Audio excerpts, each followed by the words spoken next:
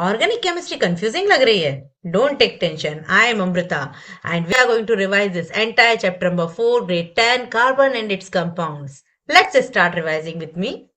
Chapter number 4, carbon and its compound. I'm sure you are able to see me as well as the slide, right? Obviously organic chemistry तो वही difficult तो होती है. Organic chemistry मतलब कौन सी chemistry? The chemistry where we study about organic compounds which are related to carbon and hydrogen, all those compounds which are made by carbon and hydrogen involved in the organic chemistry. Organic chemistry basically किस चीज़ की chemistry बच्चों? Carbon की chemistry. Carbon की chemistry पूरी detailing में समझने के पहले में कार्बन की बेसिक प्रॉपर्टी समझना होती है, जिसमें कि सबसे पहले वाली प्रॉपर्टी होती है कार्बन का सिंबल. कार्बन का सिंबल होता है सी, इसका एटॉमिक नंबर होता है 6, राइट. और इसकी पोजीशन, ये एक तरीके से जो जिस तरीके के बॉन्ड्स बनाता है उसके लिए हमें उसका एटॉमिक स्ट्रक्चर भी फाइंड इट आउट करना पड़ता है. तो ये सारी चीज़ें हमने प्रीवियस क्लासेस में पढ़ी हुई हैं, सो डेफिनेटली आपको ये करने के लिए आसान रहेगा. कार्बन कई तरीके के बॉन्ड्स बनाता है. तो सबसे पहले स्टार्ट किया जाता है भाई कोवलेंट बॉन्डिंग. कोवलेंट बॉन्डिंग क्या होती है? कोवलेंट बॉन्डिंग हमने दो तरीके के बॉन्ड सीखे हुए हैं 9th एंड 8th स्टैंडर्ड में. Already we have learned two kinds of bond, covalent bond and ionic bond. Covalent bond क्या होता है? एक तरीके का केमिकल बॉन्ड होता है जिसके थ्रू इलेक्ट्रॉन आपस में एक दूसरे, जिसके थ्रू दो अलग अलग एटम्स अपने इलेक्ट्रॉन्स को शेयर करते हैं और आपस में बीच में बॉन्डिंग बना लेते हैं. इसको बोला जाता है covalent bonding.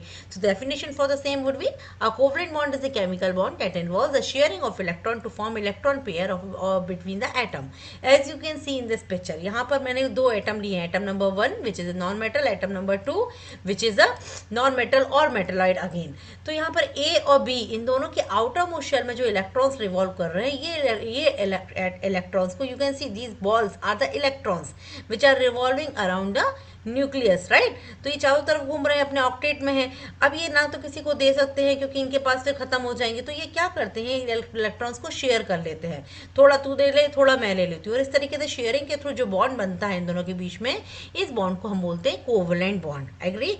Okay. Now covalent bonding के लिए इंपॉर्टेंट रोल किस तरीके से प्ले करता है? कोवलेंट बॉन्डिंग कार्बन में होती है. क्यों होती है भाई? क्योंकि कार्बन के अंदर क्या होते हैं, टोटल 6 इलेक्ट्रॉन्स होते हैं. क्यों भाई क्यों होते हैं? क्योंकि कार्बन का एटॉमिक नंबर कितना होता है? 6 होता है. कार्बन का सिंबल सी होता है. C atomic number is 6, atomic mass is 12. You can look into my cursor. आप मेरे कर्सर की तरफ देख सकते हैं और आपको आसानी से ये सारी चीज़ें याद आ जाएंगी. कार्बन, इसका एटॉमिक नंबर है 6. जब 6 होगा तो इसको इलेक्ट्रॉनिक डिस्ट्रीब्यूट करने के लिए फर्स्ट शेल में 2 इलेक्ट्रॉन आएंगे और सेकंड शेल में देयर विल बी 4 इलेक्ट्रॉन्स. सो ये 4 electrons, carbon can not lose 4 electron क्योंकि हाई एनर्जी की जरूरत पड़ेगी. ये लूज कर देगा तो इतनी एनर्जी इसके पास नहीं होती, ना ये किसी से ले सकता है, क्योंकि carbon can not gain 4 electron also because nuclear can hold only 10 electrons. Therefore what the carbon do? Carbon shares its electron with other atom to complete its octet. अब octet तो complete करना होता है तो किसी और से 4 इलेक्ट्रॉन ले लेता है. जैसे ही वो 4 इलेक्ट्रॉन लेता है वो कौन सा बॉन्ड बना लेता है? कोवलेंट बॉन्ड बना लेता है. अब कोवलेंट बॉन्ड मतलब कोवलेंट कंपाउंड बन जाते हैं, राइट. कोवलेंट कंपाउंड्स की भी कुछ प्रॉपर्टीज होती हैं, क्योंकि कोवलेंट कंपाउंड की प्रॉपर्टी कैसी होती है? सबसे ज्यादा इंपॉर्टेंट पॉइंट है इसमें low melting point and boiling point. Covalent compound consist of molecule weak intermolecular forces between the molecules and they require less energy required to break these forces. That is why their melting point and boiling point is very low. Easily टूट जाते हैं, इसलिए easily boil करने में इनको बहुत ज़्यादा energy की ज़रूरत नहीं होती. As well as इनके अंदर एक और प्रॉपर्टी होती है कि वो इलेक्ट्रिसिटी के पुअर कंडक्टर होते हैं. राइट. इनके पास कोई किसी तरीके के फ्री इलेक्ट्रॉन होते नहीं है. No free electrons, no free ions and they have charge particles. So electrons are share but they are not free to move. वो शेयर तो कर दिए उन्होंने, एक दूसरे को आपस में बॉन्डिंग तो बना लिया, मगर अब फ्री नहीं. अब फ्री नहीं है तो वो घूमेंगे तो कोई नहीं, तो इलेक्ट्रिसिटी का कंडक्शन नहीं कर पाएंगे. इसीलिए they are all are poor conductor of electricity. समझ में आया? नाउ इस चीज के ऊपर क्वेश्चन पूछा जाता है, why do covalent compounds have low melting and boiling point. तो आपको डेफिनेटली समझ में आ गया होगा, क्योंकि इनके बीच में intermolecular force of attraction very low होता है, तो इजीली वो इनका ये जो बॉन्ड है कोवलेंट बॉन्ड ब्रेक हो जाता है. जब इजीली ब्रेक हो जाता है तो उनका बॉइलिंग पॉइंट, मेल्टिंग पॉइंट लो हो जाता है. Another kind of question can be asked from this is, why do covalent compounds do not conduct electricity. क्यों नहीं करते इलेक्ट्रिसिटी? क्योंकि इलेक्ट्रिसिटी को कंडक्ट करने के लिए फ्री इलेक्ट्रॉन्स की जरूरत होती है और कोवलेंट कंपाउंड में यही फ्री इलेक्ट्रॉन्स मिसिंग होते हैं, क्योंकि वो तो शेयरिंग में यूज हो गए हैं. फ्री इलेक्ट्रॉन्स है ही नहीं तो इलेक्ट्रिसिटी कंडक्ट होगी ही नहीं. Now we are quickly moving ahead covalent compounds exist as a molecule, ये हमेशा एनवायरमेंट में मॉलिक्यूल के फॉर्म में रहते हैं, एटॉमिक फॉर्म में नहीं रहते हैं। In covalent compounds atoms are held together by sharing of electron, no electrons are transferred, so no ions are formed. The smallest independent unit is a neutral molecule, therefore covalent compounds exist as a molecule not as an ion, किसी भी ion के form में ये नहीं रह सकते हैं। Understood now? Why do covalent compound exist as a molecule not as an ion? क्यों? अगर एक लाइन में पूछा गया तो आप क्या लिखेंगे? क्यों? क्योंकि इलेक्ट्रॉन्स आर नॉट शेयर्ड, इनके बीच में इलेक्ट्रॉन की share are sorry electrons are shared, they are not they do not have free electrons as well as they do not have charge on them. उनके पास किसी तरीके का पॉजिटिव चार्ज और negative charge नहीं होता, जो कि आयोनिक कंपाउंड में होता है, राइट?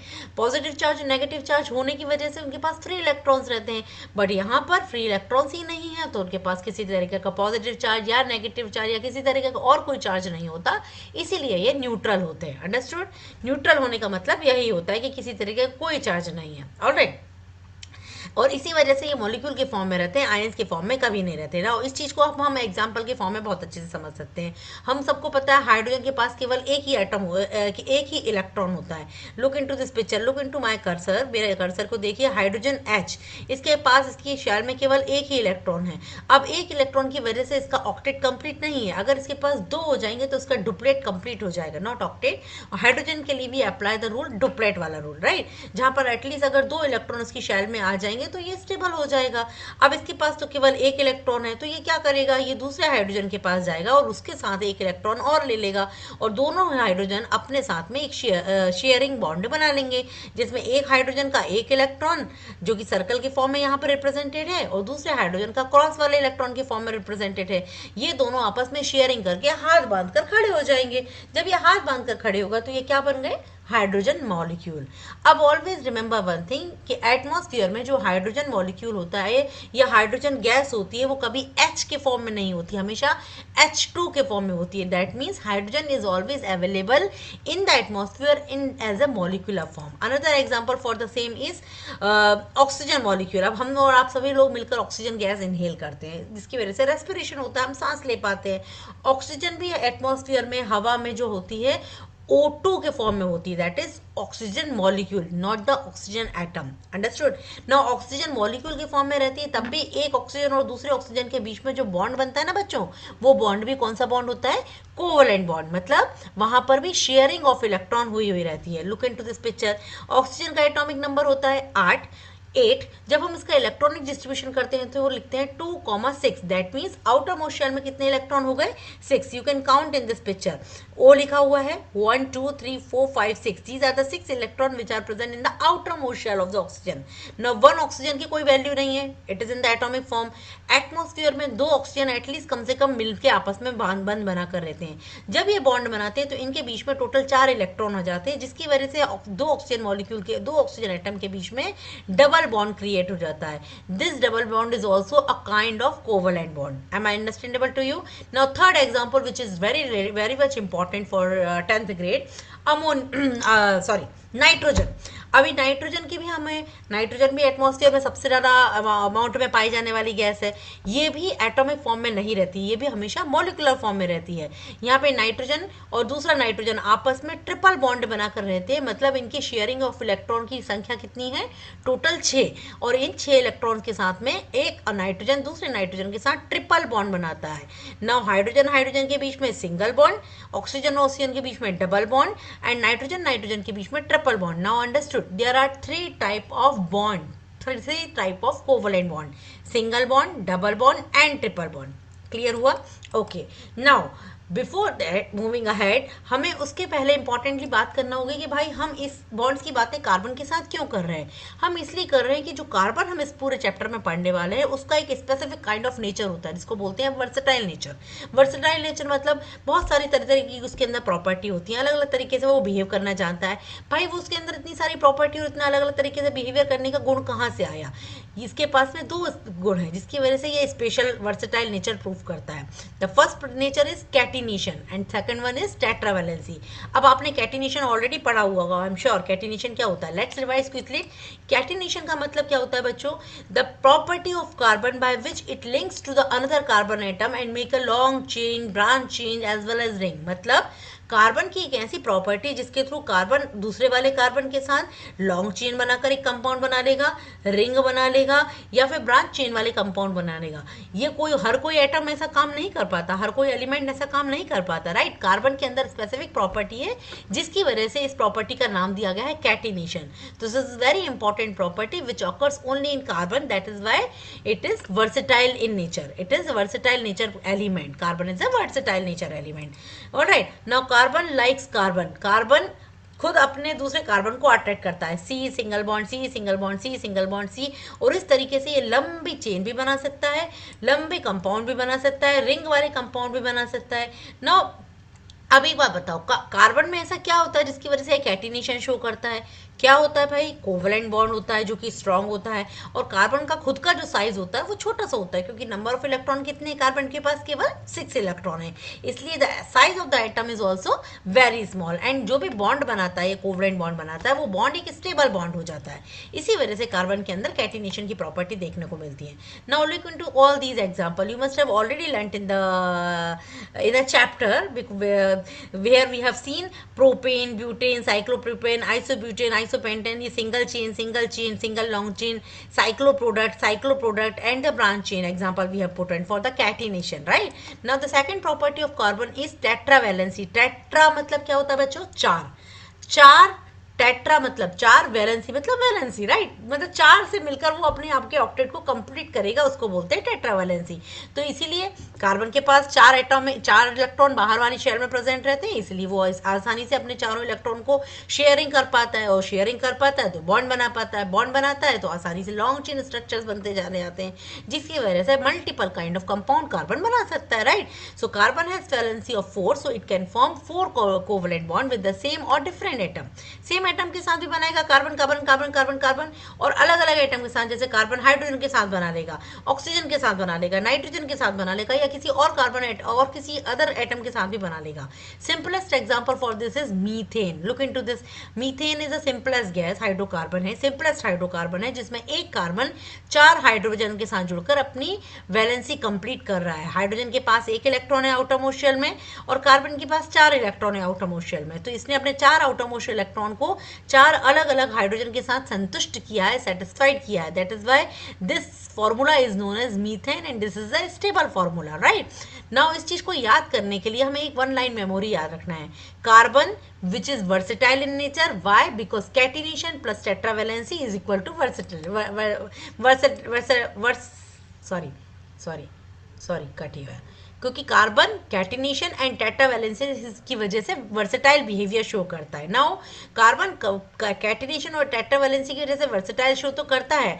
अब यहाँ पर इस प्रॉपर्टी को समझने के बाद एग्जामिनर आपसे किस तरीके के क्वेश्चन पूछ सकता है? Why does carbon form a large number of compounds? ये क्वेश्चन 2 या 3 नंबर का आ सकता है, जहां पर आप इन दोनों चीजों को लिख सकते हो, catenation and tetravalency. Apart from that दोनों की डेफिनेशन भी पूछी जा सकती है। नाउ इसके बाद आता है होमोलोगस सीरीज। ये हमारे टेक्स्ट बुक में डीप में दिया हुआ है, आपने इसको समझा भी होगा, नहीं भी समझा हो तो रिवाइज कर लेते हैं फटाफट। होमो वर्ड मतलब क्या होता है बेटा? सेम सेम, होमो मतलब एक सा, राइट। अब होमोलोगस सीरीज मतलब कार्बन के कंपाउंड्स की हमने कुछ सीरीज फाइंड इट आउट करी है। You have already learned it. In series को मतलब जिनके थ्रू आप उनका फॉर्मूला जनरेट करोगे और आप लॉन्ग चेन ऑफ कंपाउंड्स बना सकते हो, right. It is a series of group carbon compound having the same functional group, same general formula, similar chemical property. मतलब अगर किसी एक फॉर्मूला को आपने टैली किया और उससे मल्टीपल नंबर ऑफ कंपाउंड्स बनाए, तो वो सारे कंपाउंड एक ही तरीके के फॉर्मूले को फॉलो करेंगे, वो सारे कंपाउंड्स का जनरल फॉर्मूला सेम ही होगा, वो सारे कंपाउंड के जनरल केमिकल प्रॉपर्टीज भी सेम रहेंगी, समझे। तो वो सारी चीजें एक कंपाउंड के एक सीरीज के फॉर्म में इकट्ठा क्या कहलाती है? Homologous series. होमो मतलब सेम, और सीरीज एक ऐसी सीरीज जिसके अंदर सभी कंपाउंड्स की प्रॉपर्टी ऑलमोस्ट सिमिलर होती है। सो हमारे बुक में मतलब हमारे ऑर्गेनिक केमिस्ट्री में 3 तरीके से इस चीज को डिफाइन किया गया है, alkane series, alkene series and alkyne series. Alkane series मतलब क्या होता है बच्चा? You must have already learned it. Alkane के अंदर जैसे एग्जांपल लिया था हमने मीथेन, अभी पढ़ा हुआ है, right. Now you can see in the methane structure over here, you can see my cursor also. Carbon is attached with 4 hydrogen with a single bond. So when we are talking about alkane, we are representing carbon associated with the another atom hydrogen with a single bond. alkene, carbon associated with another carbon with the help of two double bond, and alkyne, that is triple bond, which is carbon is attached to the another carbon atom with triple bond, right? So these are the series. अब इनको find it out करने के लिए इसके लिए एक general formula बताया गया है, जहां पर हमें पता होता है अगर इसको एल्केन सीरीज, एल्कीन सीरीज और एल्काइन सीरीज के लिए हम जनरल फॉर्मूला निकालें तो CnH2n+2 belongs to alkane family. So alkane family is a homologous series, so formula would be same. CH4 ethane, C2H6 propane, C3H8 butane, C4H10. इस तरीके से हम इसकी सीरीज के सारे फॉर्मूलेज निकाल सकते हैं. अब इन सारी चीज़ों के केमिकल फॉर्मूले सेम रहेंगे और इनकी जो प्रॉपर्टीज है, इनकी जनरल फॉर्मूला है, वो भी सेम रहेंगी. सिमिलरली एल्कीन में दो कार्बन एटम के बीच में डबल बॉन्ड आएगा, formula will be CnH2n. And alkyne में दो कार्बन एटम के बीच में ट्रिपल बॉन्ड आएगा, formula will be CnH2n-2. n मतलब number of carbon atom, all right, number of hydrogen atom. When you will put all these formula, you will find it out. Now based on this, methane, ethane, propane, butane, इनको भी समझने के लिए हमारे पास बहुत सारी tricks हैं जो आप ऑलरेडी आप समझ चुके हैं. मैथ मतलब होता है 1, एथ मतलब होता है 2. ये हमारे प्रीफिक्स हैं जिसको हम आगे स्लाइड में फिर से रिवाइज करेंगे. नाउ बिफोर मूविंग अहेड, हमें फंक्शनल ग्रुप के बारे में भी सीखना है. फंक्शनल ग्रुप क्या होते हैं? This is very important question for the exam prospectus कि function, what is functional group. Function का मतलब होता है काम करना. एक ऐसा ग्रुप जो कि काम करता है, जिसकी वजह से कोई स्पेसिफिक काम होता है, उसको आप बोल देते हो फंक्शनल ग्रुप. अब किसी हाइड्रोकार्बन में जब कोई एक फंक्शनल ग्रुप जुड़ जाता है तो उसकी वो पहचान बन जाती है. It is just like our surname, right? जैसे मेरा नाम है अमृता, मेरा सरनेम है दुबे, तो जैसे ही मैं दुबे मेरा नाम लगाया गया तो मैं एक फैमिली को रिप्रेजेंट करने लगी, अदरवाइज इंडिविजुअल मेरी कोई ज्यादा पहचान नहीं है, राइट? तो ऐसा जो सरनेम लगाने के बाद स्पेसिफिक इंट्रोडक्शन या स्पेसिफिक प्रॉपर्टीज डिफाइन की जाती हैं, उसको आप बोलते हो functional group. Understood? So functional group में जैसे कि अब यहाँ पे हम केमिस्ट्री में क्या पढ़ रहे हैं कि किसी केमिकल कंपाउंड में, किसी हाइड्रोजन कंपाउंड में, किसी हाइड्रोकार्बन में अगर मैंने OH ऐड कर दिया तो ये ग्रुप सिंबल रिप्रेजेंट करेगा अल्कोहल फैमिली को. दिस फैमिली होमोलोगस सीरीज के अंतर्गत अल्कोहल फैमिली के नाम से जानी जाएगी, जहां पर हम एक सफिक्स ऐड करेंगे OL, ओल. और अगर R इज एक एल्किल ग्रुप है और उसके साथ में OH जड़ा हुआ है, जैसे कि R की जगह अगर मैंने CH3 मीथेन ले लिया और OH जोड़ दिया तो मैं इसको बोलूंगी मीथेनॉल. इसी तरीके से इथेनॉल, प्रोपेनॉल, ब्यूटेनॉल, किसी भी तरीके का ओल वर्ड यूज करूंगी तो मैं उस पर्टिकुलर कंपाउंड को एल्कोहल फैमिली के नाम से पहचानूंगी. सपोज इंस्टेड ऑफ CH3OH अगर लिखा हुआ है C2H5OH तो मैं समझ जाऊंगी कि ये OH लगा हुआ है, मतलब ये एल्कोहल फैमिली को बिलोंग करता है. तो जैसे ही ये OH को मैंने देखा, मैंने उस पूरी फैमिली के बारे में पता कर लिया. जैसे ही आपने मेरे सरनेम को जाना, आपने मेरी पूरी फैमिली के बारे में पता कर लिया कि मैं ब्राह्मण कुल की हूँ, ठीक है? जैन के बारे में या किसी भी सरनेम के थ्रू अगर आपको अपना नाम के थ्रू एक आइडेंटिटी मिलती है तो वो आइडेंटिटी फंक्शनल ग्रुप की तरह ही यूज की जा सकती है. फंक्शनल का नाम होता है काम. अब ये जब पर्टिकुलर केमिकल किसी पर्टिकुलर केमिकल रिएक्शन में जब इन्वॉल्व होगा तो due to the presence of OH, due to the presence of alcohol group, it will work accordingly. Understood? Now we have in our syllabus alcohol OH, aldehyde लगा है तो CHO use करेंगे, ketone लगा है तो C double bond O use करेंगे, carboxylic acid COOH, ester COO. इस तरीके के सारे फंक्शनल ग्रुप को ऐड करके हमें उनके सभी सफिक्स को याद करना है और उन सभी के सफिक्स के बेस पर हमें आइडेंटिफाई करना है कि दिया हुआ ऑर्गेनिक कंपाउंड कौन सी फैमिली को बिलोंग करता है. ईस्टर के लिए COO, Easter suffix OH use करते हैं. अब जैसे देखो यहाँ पे फॉर्मूला लिखा हुआ है CH3COO C2H5. यहाँ पे आपको बीच में COO नजर आ रहा है, COO. तो आप इसको देखते ही साथ क्या समझ जाओगे कि ये COO है, दैट मीन्स ये पर्टिकुलर कंपाउंड ईस्टर फैमिली को बिलोंग करता है, राइट? नाउ जब आप इसका नाम लिखोगे तो आप लिखोगे इथाइल इथेनोएट, क्योंकि ईस्टर को यूज करते टाइम हमें सफिक्स कौन सा लगाना है? OATE, alright. Now over here prefix अगर क्लोरो या ब्रोमो दिया हुआ है then we can write CH3Cl. यहाँ पर क्लोरो, यहाँ पर Cl लगाया है, ब्रोमो Br लगाया, आइडो मतलब I लगाया है, C double bond C, unsaturated bond which is alkene bond and unsaturated bond alkyne bond also. So alkene और alkyne दोनों unsaturated hydrocarbons होते हैं. Saturated hydrocarbons कौन से होते हैं? Alkane. Alkane is saturated while alkene and alkyne double bond and triple bond are unsaturated hydrocarbon. All right. Now IUPAC is very difficult think of this chapter. ज़्यादा difficult लगती है ज़्यादातर बच्चों को, उसका रीज़न ये होता है कि उसके फंडामेंटल्स क्लियर नहीं होते। फंडामेंटल्स को आपने ऑलरेडी कई बार पढ़ा होगा, फिर भी ये कंफ्यूजिंग होगा। हमें आज की क्लास में फटाफट उसको रिवाइज करना है कि IUPAC के बेसिक रूल्स कौन कौन से हैं जो हम कभी जिनको हम अप्लाई करके अपने आंसर को परफेक्ट करना सकते हैं। सो पहली बात तो सबसे पहले कि नाम रखना क्यों ज़रूरी है, नॉमेनक्लेचर क्यों ज़रूरी है, IUPAC क्यों ज़रूरी है। क्योंकि पहली बात तो उसमें से एग्जाम में क्वेश्चन पूछे जाते हैं, इसलिए ज़रूरी है, राइट। हमें उर्दू में क्या मतलब है किसी केमिकल का नाम रखने का, हमें उर्दू में किसी केमिकल के नाम रखने से मतलब भले ही नहीं है, बट जब एग्जाम में पूछा जाता है तो हमें वो एग्जामिनर नंबर केवल तभी देता है अगर आपने उसका नाम करेक्ट लिखा है, ठीक है। करेक्ट नाम की वजह से आपको उसकी करंट प्रॉपर्टीज और सारी चीज़ें पता चल जाती है, तो ऑब्वियसली इसका इंपॉर्टेंट रोल है। अब जैसे हमने पहले भी डिस्कस किया था, अगर किसी कार्बन के कंपाउंड की सीरीज में एक ही कार्बन है तो आप उसको बोलोगे मैथ। अगर 2 कंपाउंड है तो आप बोलोगे एथ, 3 कार्बन है तो आप बोलोगे प्रॉप, 4 कार्बन है तो आप बोलोगे ब्यूट, 5 है तो बोलोगे पेंट, अगर 6 है तो बोलोगे हेक्स, 7 है तो बोलोगे हेप्ट, अगर 8 है तो बोलोगे ऑक्ट, 9 है तो नैनो एंड 10 है तो डेका। ये पूरी सीरीज है जिसको आपने ऑलरेडी पढ़ा होगा, मैंने सिर्फ फटाफट रिवाइज करवाया, राइट। नाउ सबसे पहले हमें IUPAC नॉमेनक्लेचर देने के पहले सबसे पहले पता करना होता है कि दिए हुए कंपाउंड में कितने कार्बन प्रेजेंट है। अगर 1% है तो हम सिंपल बोल देंगे ये मैथ फैमिली को बिलोंग करता है, मैथ से दिस इज इसका जो रूट नेम है, जो बेसिक नाम है वो मैथ होगा, METH, राइट। उसके बाद अगर आपने देखा कि दिए हुई कार्बन चेन के अंदर 2 कार्बन है तो आप दोगे ETHF, अगर 3 है तो बोलोगे प्रॉप। इस तरीके से हमें सबसे पहले रूट चेन का पता करना होता है कि मतलब उस कंपाउंड का बेस कितना है, उसका रूट कितना दिया है। We need to find it out the longest continuous chain for the carbon atom in that stage, right. So look into this example, CH3 CH2 CH2OH, ये एक फॉर्मूला दिया हुआ है, एक केमिकल कंपाउंड दिया हुआ है। यहाँ पर लॉन्गेस्ट चेन अगर काउंट करेंगे, नंबर 1 हमेशा काउंटिंग इस साइड से करेंगे, नंबर 1, नंबर 2, नंबर 3। यहाँ पर इसके लिए भी एक रूल दिया हुआ है, लॉन्गेस्ट चेन 3 कार्बन एटम की, जैसे ही 3 कार्बन एटम नजर आए आपने इसको बोल दिया प्रॉप।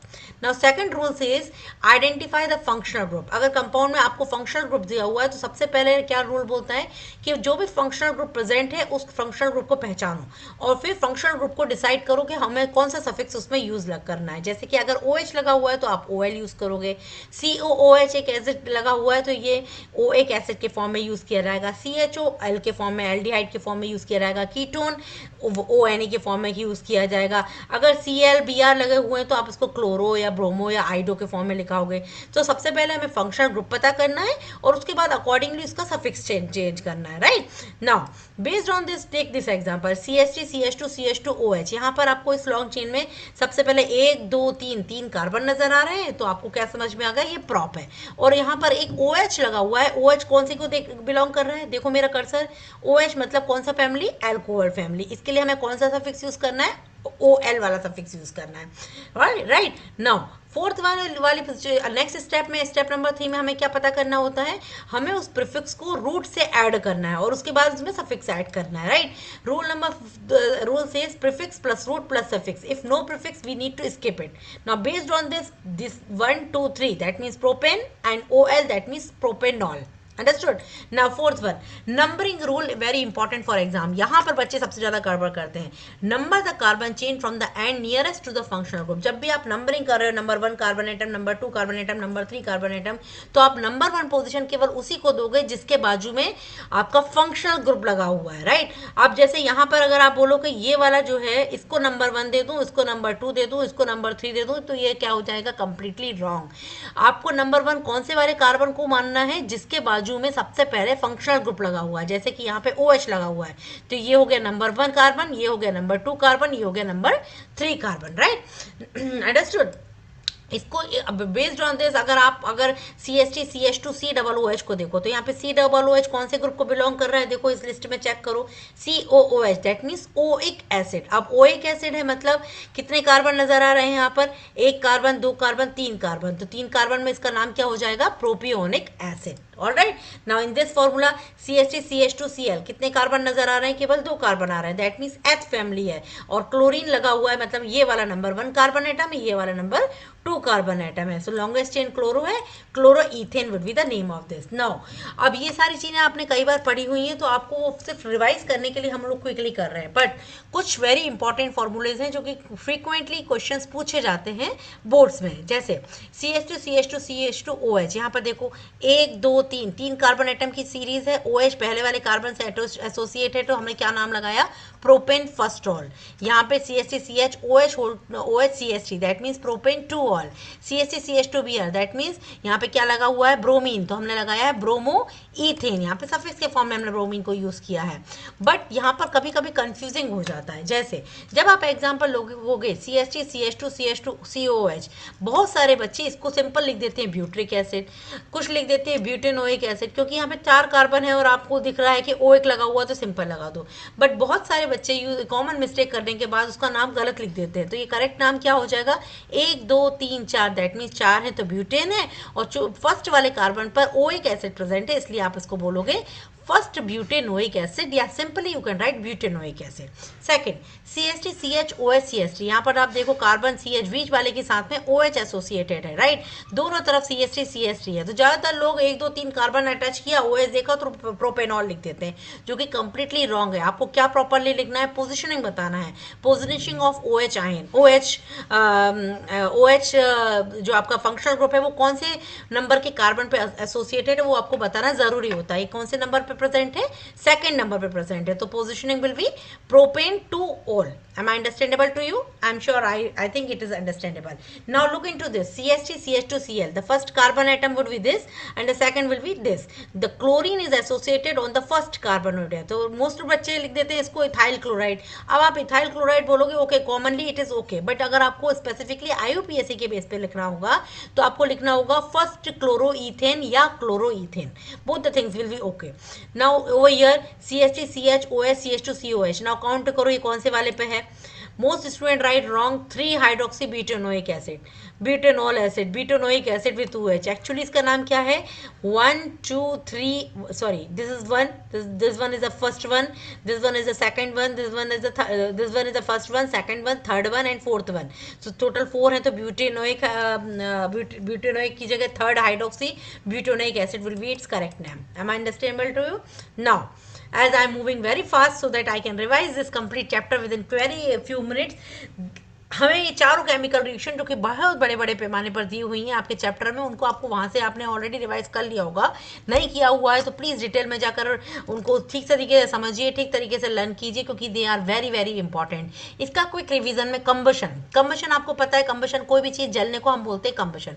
कंबशन जब होगा तो कौन सी गैस एसेंशियल होगी, पहले वाले चैप्टर में भी हमने रिवाइज किया है, oxygen is important. So carbon compounds burn in oxygen to form carbon dioxide and water molecule with heat, right. So this is the all carbon compounds do combustion and that is why they always liberate carbon dioxide gas, water and heat. They are used as a fuel, as a clean flame, right? All right, all carbon compounds, all hydrocarbon. Oxidation is the chemical reaction where we do addition. Do you remember we have learned this in the previous chapter also, oxidation and reduction. इसके पहले वाले chapter में हम अच्छे से पढ़ के आए हुए हैं। ऑक्सीडेशन एक वो केमिकल रिएक्शन होती है जिसमें या तो एडिशन ऑफ ऑक्सीजन होता है या फिर रिमूवल ऑफ हाइड्रोजन होता है। ये अल्कोहल्स में देखने को मिलेगी, लाइक टू देख CH3CH2OH, मिथाइल अल्कोहल में आपने ऑक्सीजन को इन्वॉल्व किया, you are getting CH3COOH which will show the change in the color. Addition reaction, जब कोई भी चीज एडिशन होगी, atoms will add, they will across double bond और ट्रिपल बॉन्ड। अनसैचुरेटेड हाइड्रोकार्बन्स में आपको ये देखने को मिलती है। अनसैचुरेटेड मतलब कौन कौन से, ethene, alkene and alkyne. So भैया देखो एथीन मैंने लिया हुआ है, ethene react with hydrogen and it will convert into the presence of nickel catalyst C2H6। This is the test for unsaturation and it's extremely important for the boards, right. आपको पूछा जाएगा कि सैचुरेशन टेस्ट और unsaturation test के form में भी ये पूछा जाएगा, then you can write this chemical reaction.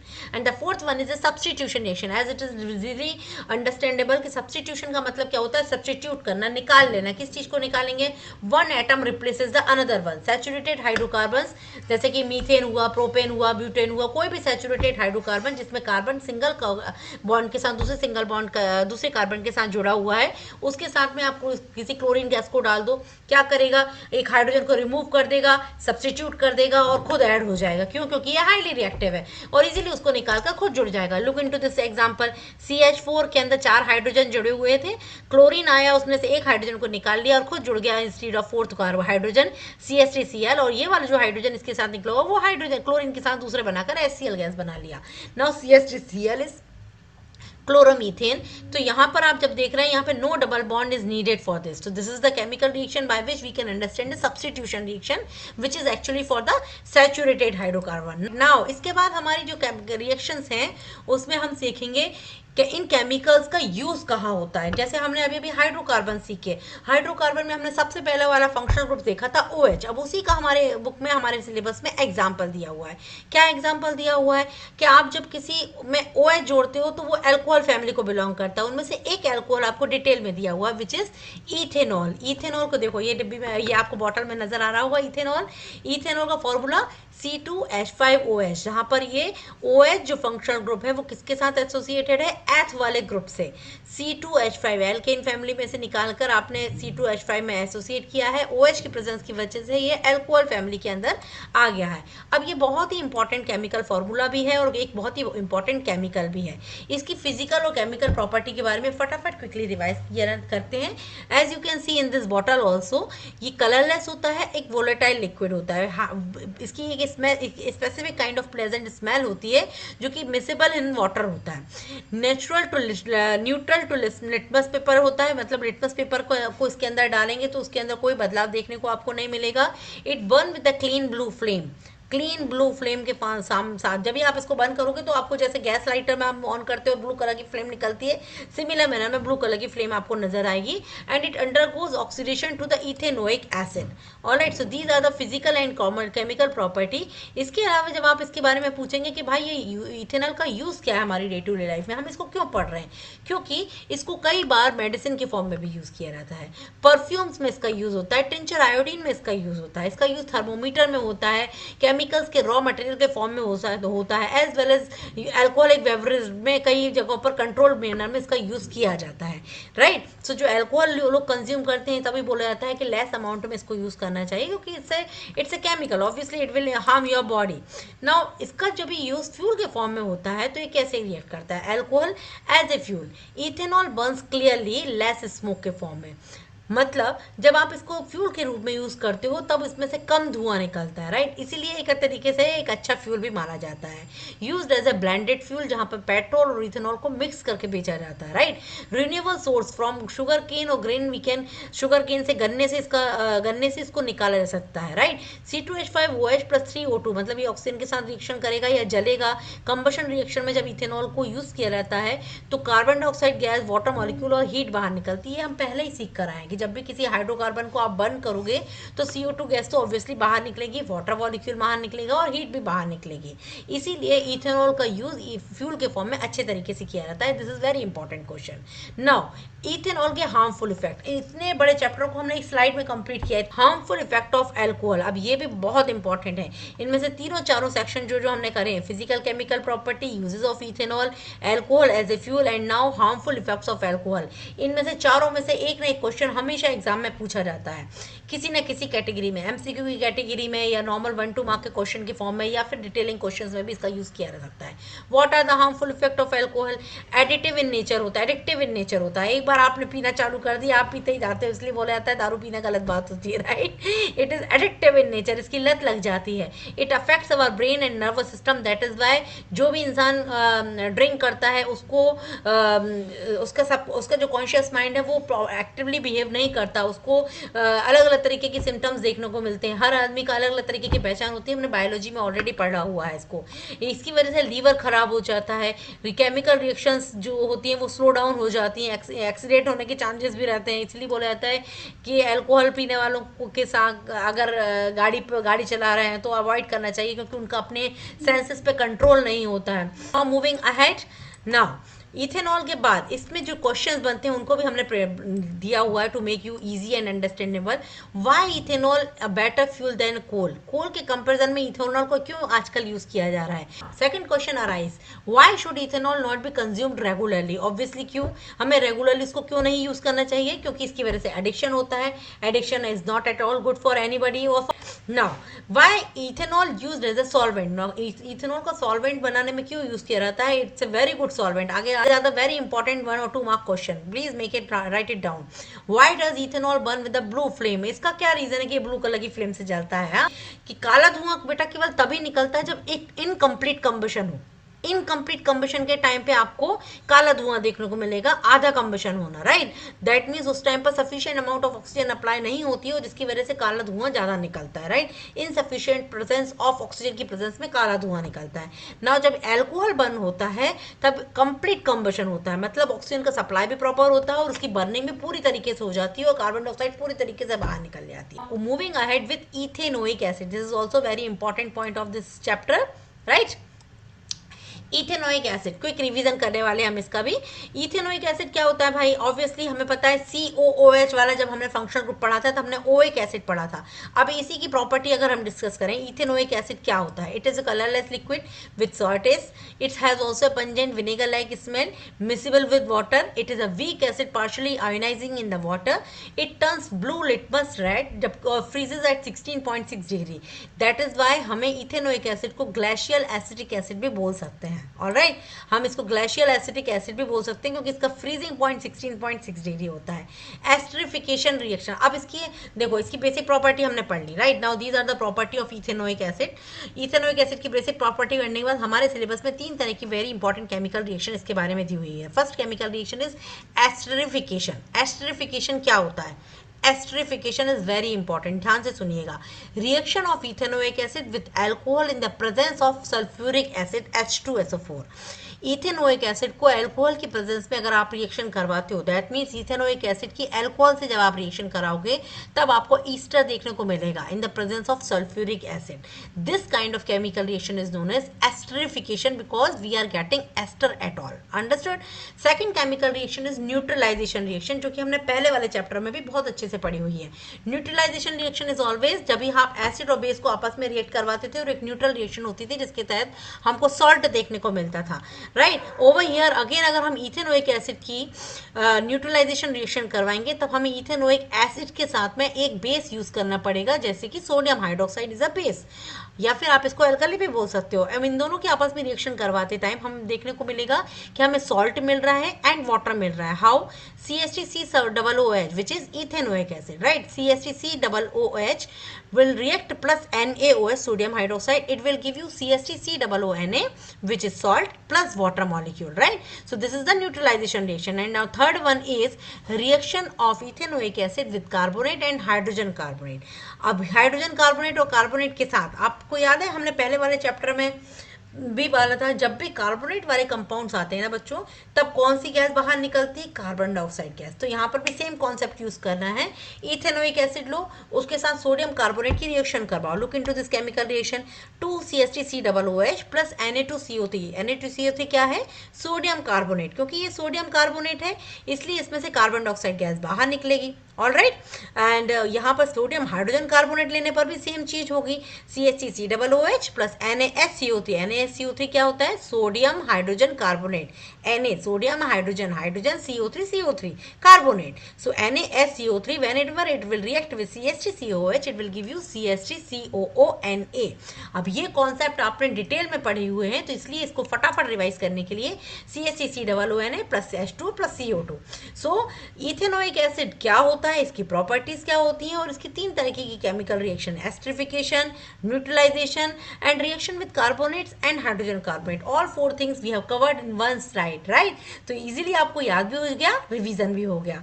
अगर आपको स्टॉप करके पॉज करके इसको देखना है आप इसको आसानी से देख सकते हो, right. Okay, now moving ahead, the last and important point, soaps and detergent. अब सोप्स एंड डिटर्जेंट भाई बहुत इंपॉर्टेंट क्वेश्चन है, ये देखते हैं। सबसे पहले तो सोप के नाम से आपको पता चल जाता है कि कोई साफ सफाई वाला चीज है, right. Cleaning action of a soap, किस तरीके से कोई सोप लगाने से गंदगी बाहर जाती है, कैसे जाती है, इसी की केमिस्ट्री हमें आज सीखना है। कैसे जाती है? Soap molecule have 2 and, one loves water, one loves oil. ये देखो, ये मैंने पिक्चर लगा के लिखा हुआ है, ये एक सोप मॉलिक्यूल है, साबुन का मॉलिक्यूल, ठीक है। सोप मॉलिक्यूल में 2 तरीके के एंड अपने को दिख रहे हैं, zigzag zigzag zigzag zigzag line, जो कि टेल कहलाती है, इसको बोलते हैं हाइड्रोपोविक टेल। और यहाँ पर एक बॉल बनी हुई है जिसको बोलते हैं हाइड्रोफिलिक हेड। ये उसका सिर हो गया, ये उसकी पूंछ हो गई। जो पूंछ है उसको बोलेंगे हाइड्रोफोबिक टेल और जो सिर है उसको बोलेंगे हाइड्रोफोबिक हेड। अब जो हाइड्रोफोबिक टेल है, जो पूंछ है, वो किसको अट्रैक्ट करती है? ऑयल को और ग्रीस को। जबकि जो हेड है, हाइड्रोफिलिक हेड है, वो किसको प्यार करता है? वाटर को, पानी को। अब based on this concept cleaning action हमें लर्न करना है या रिवाइज करना है। This is also very step wise and very easy thing. Grease जो होता है ये हाइड्रोफोबिक टेल से चिपक जाता है, ठीक है। जो भी ऑयल है, जो भी ग्रीस है, वो जो भी चिपचिपा पदार्थ है, वो इस पर्टिकुलर पोर्शन पर, पीछे वाली पूंछ पर आकर चिपक जाता है। Hydrophilic head remains in water, ये वाला जो पोर्शन है वो पूरा का पूरा पानी में रहता है। Soap molecules form a micelle and dirts get trapped inside the micelle. On washing dirt is removed with the match with the wet particle and in this way our जो डस्ट पार्टिकल्स है वो आसानी से बाहर निकल जाते हैं। Now problem कहाँ आती है?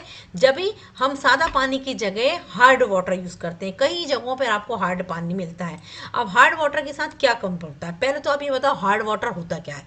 हार्ड वाटर मतलब एंड नॉर्मल वाटर मतलब, हार्ड वाटर मतलब ऐसा वाटर जिसके अंदर मिनरल्स हैं। कौन कौन से मिनरल्स हैं? कैल्शियम है, मैग्नीशियम है। अगर इनकी कैल्शियम और मैग्नीशियम की मेजॉरिटी, इनका कॉन्सेंट्रेशन लेवल हाई है, तब उस तरीके के पानी को आप बोलते हो हार्ड वाटर। अब जब ऐसे हार्ड वाटर के थ्रू आप किसी चीज को क्लीन करने की कोशिश करते हो तो वो क्लीनिंग नहीं हो पाती है, आसान नहीं होता, बहुत डिफिकल्ट होता है। क्यों नहीं होता है? क्योंकि उसमें थ्रू फोम ही नहीं बनता है, झाग ही नहीं बनता है। Soap react with calcium and magnesium and forms insoluble scum, जिसकी वजह से झाग कम बनता है, और जब झाग कम बनता है तो क्लीनिंग प्रॉपर नहीं हो पाती है। That is the reason we should not use hard water. Soap plus calcium 2 plus ion scum which is insoluble. Soap is not suitable for hard water as it forms scum. While now instead of this, अगर हम soap की जगह क्या use कर सकते हैं? Detergent use कर सकते हैं। जब हम डिटर्जेंट हार्ड वाटर में यूज करते हैं तो इसका एडवांटेज होता है कि कंपैरेटिवली सोप डिटर्जेंट हमारे डर्ट को आसानी से निकाल पाता है, क्लीनिंग ठीक तरीके से कर जाता है। कैसे और क्यों? क्योंकि इसके through it do not form scum, ये स्कम नहीं बनाता। कैल्शियम और magnesium salts of detergents are soluble, so give good lather even in the hard water। Calcium और मैग्नीशियम इजीली soluble हो जाते हैं डिटर्जेंट के साथ, और इसकी वजह से झाग भी आसानी से बनता है और आसानी से चीजें बाहर निकल जाती है। Now there is a difference between soap and detergent which is also very important question for the exam prospectus. This is our last thing, और ये बहुत ही इंपॉर्टेंट, इस चीज को बहुत ध्यान से समझिएगा। मैंने इन दोनों को बड़े बड़े पोर्शन को दो सेक्शंस में कन्वर्ट कर दिया है। सोप एंड डिटर्जेंट में डिफरेंस क्या है? Soap is not effective in hard water while detergent is very effective in hot water. Soap forms scum while detergent does not form any kind of scum. And soap is biodegradable while detergent some are biodegradable, some are not. So we are done with this revision. Best of luck for your examination, and I hope you loved this quick revision session with me. Wish you all the best for your exam. All the best. Keep learning, keep working.